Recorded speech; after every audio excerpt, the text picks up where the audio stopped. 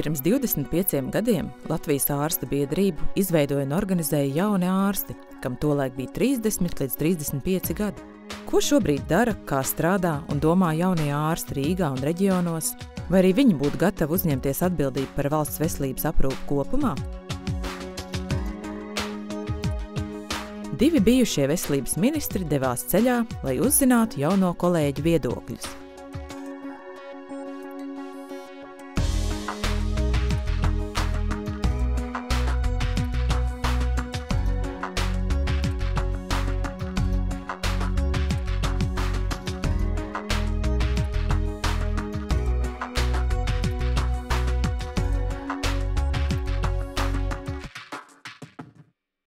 Visa veselības aprūpe nesāks un nebeidz Rīgā.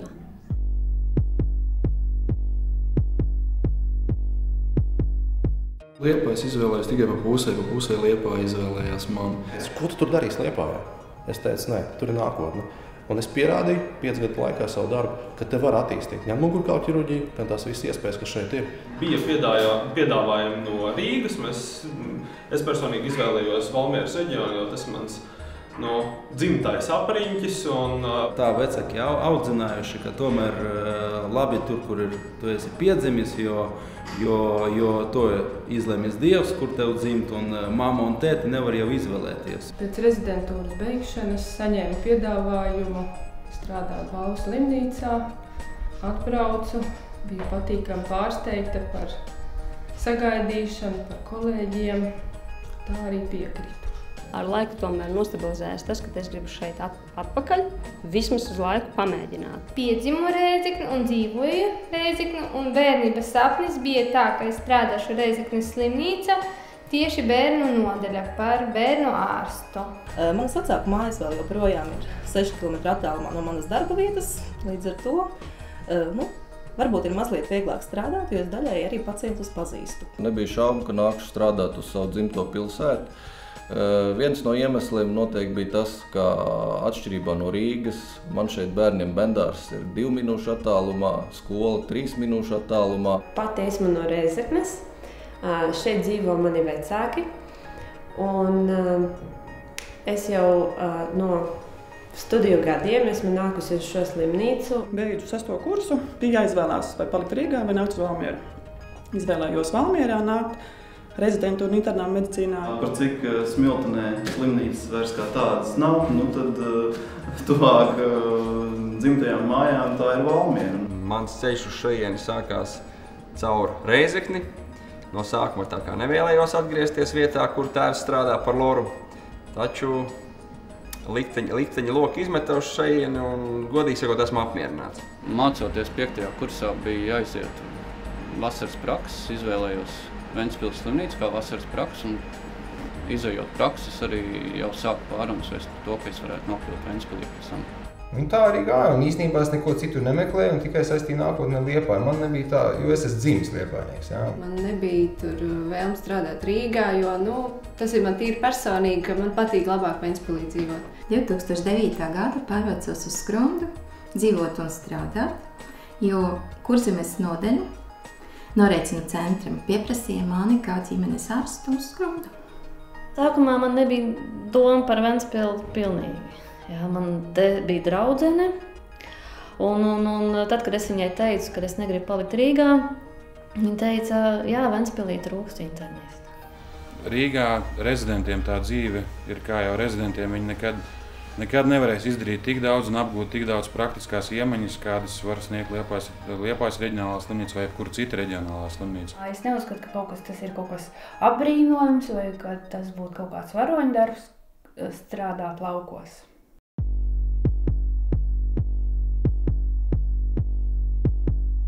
Ir tas pats pacients, viņš ir diezgan līdzīgs. Gan Rīgā, gan Madonā, gan Ventspilī vai Liepājā, pilnīgi visur. Plūsma ir mazāka, kā jau tā saucamā lauku slimnīca, bet tas nenozīmē, ka šeit pacienti ir mazāk komplicēti un mazākām problēmām. Viss pakļauts lauku darbiem, varētu tā teikt. Pa ziemu vairāk cilvēku, vasara mazāk cilvēku un rudeni vēl mazāk. nedaudz bēdīgāk kā Rīgā, jo lauku vīrieši ir pieraduši vērsties pie ārsta, tad, kad tiešām vairāk nevar. Laukos cilvēki pavisam ir savādāki, sirsnīgāki, tādi iejūtīgāki, saprotošāki, vienkāršāki, ar kuriem vieglāk kontaktēties ir. Kurzemē ir cilvēki, ja tā varētu teikt, ne varbūt kašķīgāk, bet ir īpatnīgi. Liepainieki ir ļoti tādi iedomīgi un tādi kurzemnieki asi, un tur būs problēmas, ja kaut kas nesanāks, tad viņi to nepiedos un tam līdzīgi. Bet īstenībā Liepājas pacienti ir ļoti, ļoti pateicīgi. Kā cilvēki no laukiem, viņi ir vienkāršāki, patiesāki bieži vien, un tā ir tāda atšķirības starp lielpilsētu, bet citādi nekādas atšķirības nav starp pacientiem.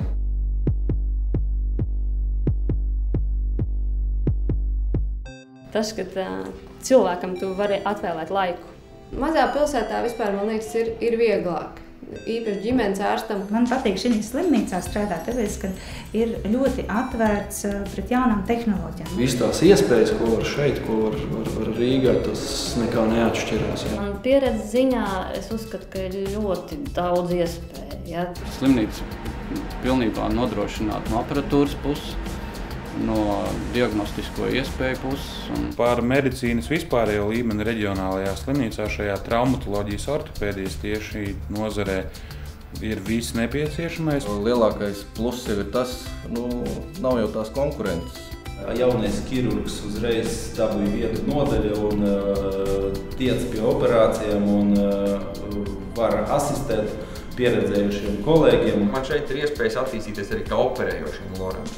Man ir iespējas, teiksim, šogad jau esmu veicis vairāk kā 300 operācijas. Mēs gan operējam endoskopiski, dažādas akmeņu ārstēšanas, laparoskopiski, arī operējam visa veida onkoloģiskās slimības. Jo tam tur diezgan brīvu vaļu dod, kā rezidentam strādāt. Tur viens pats naktīs var dežūrēt un pieņemt tos lēmumus, nekonsultējoties, bet saprāta robežās, protams. Vienmēr jau ir kāds, kam piezvanīt un kaut ko pajautāt, ja ir pavisam trūmā. Un tad tā kā es to sams mēģinu apvienot.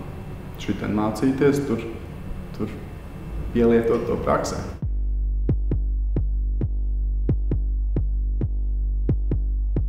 Protams, beidzot rezidentūru un nonākot uzreiz, kā saka, praktiskās darbības laukā, tas viens no tādiem būtiskajiem apstākļiem saka, ka tas tu paliec viens.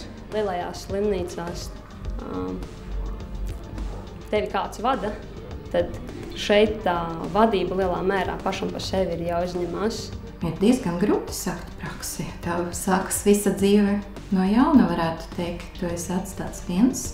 Līdz ar to es kā internists reizēm esmu gan kardiologs, gan gastroenterologs, gan endokrinologs. Jā. Situācija ir tā, ka šeit vairāk vajag klīnisko pieredzi.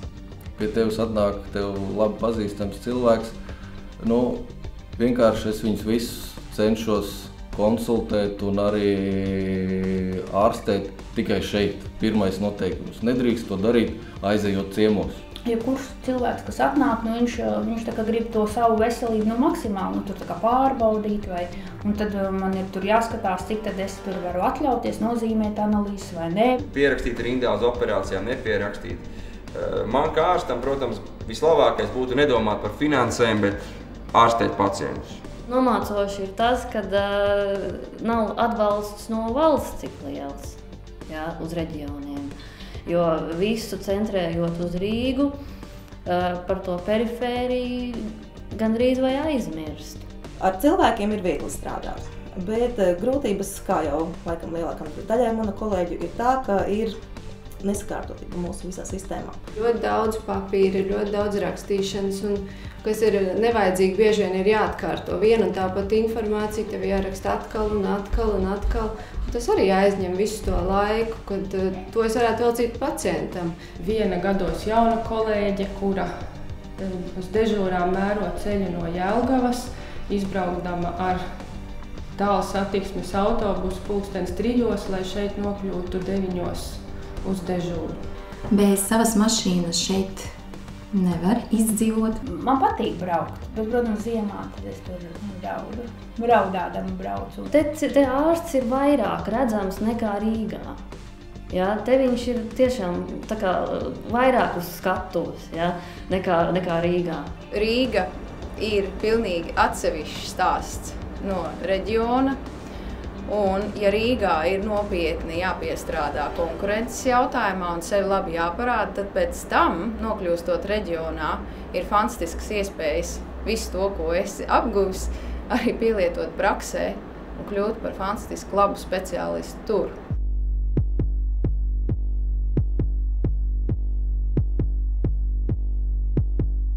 Lauku cilvēkam būtībā ir nepieciešams pieejamība ģimenes ārstam, jo mums ir ļoti plašs šis novads, ļoti plašs reģions, un tā pieejamība ģimenes ārstam vispār ļoti bēdīga. Tā kā tā pieejamība nav, piemēram, 50 km attālumā, bet 150, ja, tad tev 3 reizes jāizsver, ko tu no katra izmeklējuma gribi, un arī pacients ir prasīgāks pret to.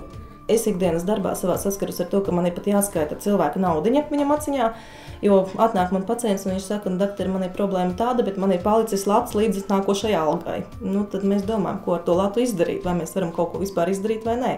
Vajadzētu visas slimības izmeklēt ambulatori, bet tā piekļuve ir ierobežota.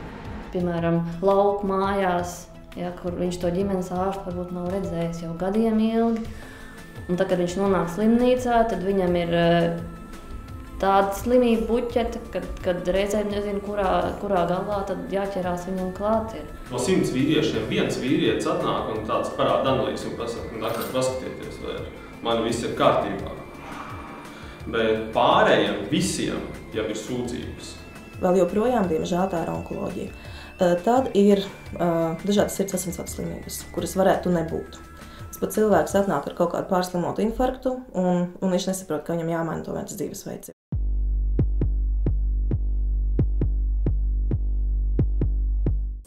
Ja es būtu ministrs, jā. Īstenībā ļoti grūti. Viņas tā visi tiesā, un es tā skatos, cik grūti tas iet. Īstenībā es tā domāju, ka visi iet pareizā veidā. Bišķīt varbūt tās naudas par maz. Bet... Protams, gribētos, lai tas finansējums būtu augstāks valsts apmaksātā darbā. Lai vairāk varētu pacientu izmeklēt ambulatori, nevis stacionāri. To pašu kompensējumu medikamentu sarakstu mēs viņu uzzinām 1. vai 2. janvārī. Mēs nevaram strādāt, ja es nezinu, varbūt iepriekš jau.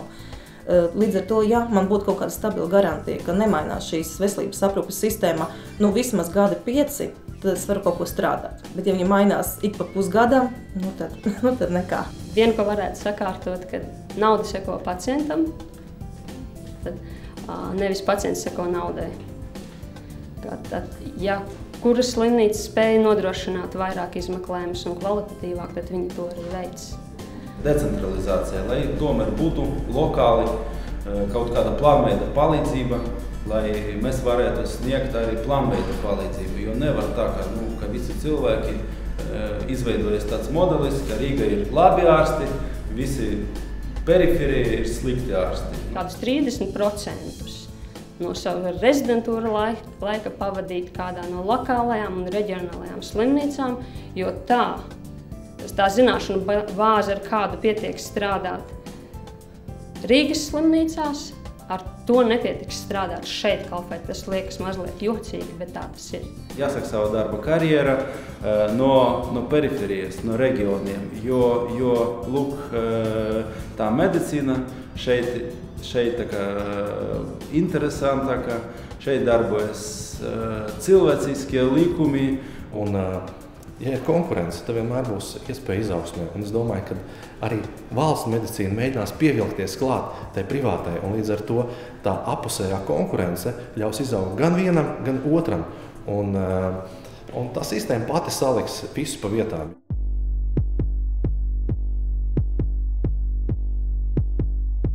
Ir iespējas dzīvot ārpus pilsētas un atbraukt minūtēs 7, 8 uz darbu. Ir iespējas pēc darba aizdoties nopeldēties, paskriet, izbraukt ar riteni, teiksim, nevis sēdēt tajā laikā sastrēgumā. Pirmkārt, no Rīgas es aizgāju prom uz ģimene. Pirmā izvēle bija tā, ka mēs negribam dzīvot lielā Burzmā. Tad uz Rīgu atpakaļ tagad noteikti nevairams. Visa darbība ir nedaudz, teiksim tā, viņa nav tik, viņa ir nedaudz lēnāka. apkārtnē, jeb gaisotnē nevirmo intrigas. Es varu teikt, ka ir būtu ļoti labi. Šeit ir vairāk mana dzimtā puse, ģimene, draugi. Šeit ir ļoti atsaucīgi ārsti. Tagad man ir jūra 300 metri no mājām, un tas dod daudz. Dzīvojam kurortzonā. Īstenībā jūra tepatās ir. Un var sportot, un viss notiek šeit.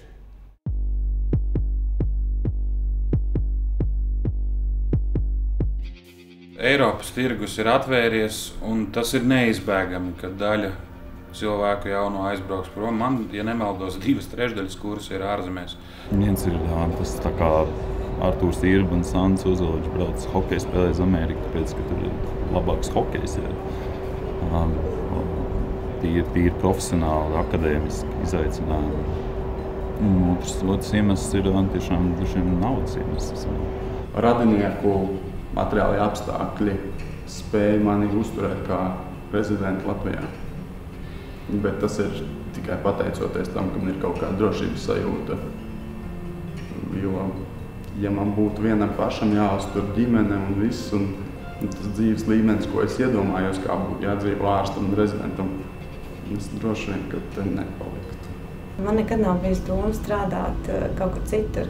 Lai gan studējot Vācijā, man piedāvāja noteikti tur palikt. Un patiesībā sakot, bija ļoti vilšies, kad es atsakos un braucu atpakaļ uz Latviju, jo tas tajā brīdī likās absolūti nesaprotams lēmums. Jo auru, to savu vilkni kādā citā valstī es gan cilvēku ziņā, gan arī vides ziņā neatradu. Tad acīm redzot, man vieta ir šeit. Pirmkārt jau droši vien kaut kāda mājas sajūta, tā kultūras izpratne. Es svešumā, es tāds cilvēks esmu, ka es nepārāk labi tur jūtos. Man tur labi gāja. Tā varbūt ir tāda īslaicīgs mirkļa, tāds piepildījums, ka tu iegūst naudu uz to brīdi, tu varbūt apskaties svešu valsti, bet tas nedod tādu gandarījumu piepildījumu esot tur. Un šeit tu vari sasniegt arī ļoti daudz, ja tu kārtīgi strādā, ja tu sevi labi parādi. Un es pieļauju domu, ka es šeit varu izdarīt vairāk, un mani varbūt arī ieklausās vairāk. Un es varu dabūt arī vairāk atpakaļ saiti, nekā es to būtu varējis kādā citā zemē. Jo, manuprāt, ir ļoti jauki aizbraukt, pastudēt, pamācīties ārzemēs, bet strādāt noteikti ir vērts šeit dzimtenē.